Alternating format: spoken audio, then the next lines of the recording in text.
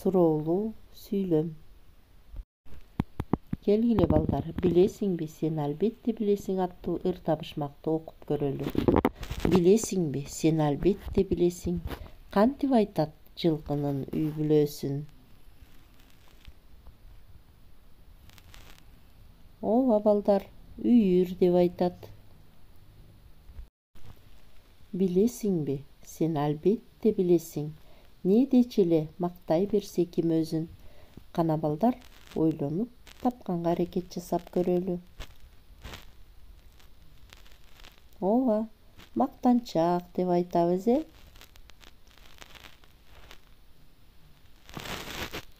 Мактанчак. Асан жаңы велосипед алды. Ал досторуна көрсөтүп, менде эң мыкты велосипед бар. Силерде мындай жок, деп мактанды. Эртеси күнү ал чуркоодон биринчи келди. Мен баарынан күчтүүмүн, деп кыйкырды. Бирок достору угуп эле койду. Эч ким кубанган жок. Анда Асан түшүндү, мактанган туура эмес экенин. Балдар, Асан эмнеге мактанды? Ал досторуна эмне деп айтты? Достор Асанга кандай жооп кайтарды? Асан эмнени түшүндү? Мактанган жакшыбы? Эмне үчүн? Балдар, бул сүйлөмдөрдүн аягына суроо белги коюлуп жатат. Жана силерге суроо иретинде айтылды. Силер ал суроого жооп берип жатасыңар. Демек балдар, булар суроолуу сүйлөмдөр. Суроо иретинде айтылган сүйлөм суроолуу сүйлөм болот. Суроолуу сүйлөмдүн аягына суроо белгиси коюлат. Мисалы, азыр канчанчы сабак?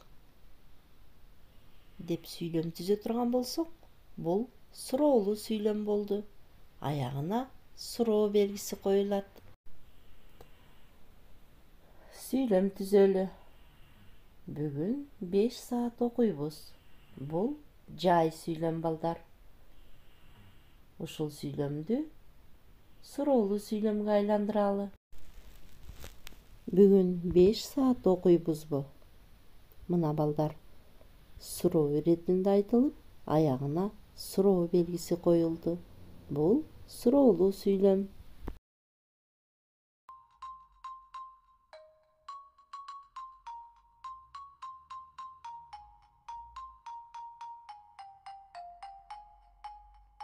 Bonjour mes amis, comment ça va?